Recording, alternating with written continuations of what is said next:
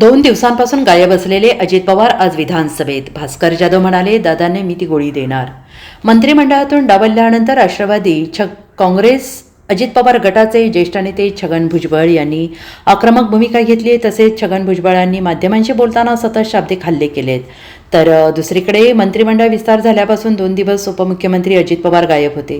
नागपुरात सुरू असलेल्या हिवाळी अधिवेशनाला देखील अजित पवार अनुपस्थित राहिले. घशाला त्रास होत असल्याने डॉक्टरांनी अजित पवारांना विश्रांतीचा सल्ला दिल्याची माहिती पक्षाकडून देण्यात आली.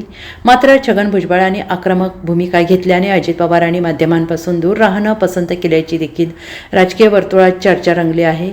अजित पवार आज हिवाळी अधिवेशनात देखील सहभागी होणार आहेत. यावरूनच ठाकरे गटाचे आमदार भास्कर जाधव यांनी अजित पवारांना टोला लगावला आहे.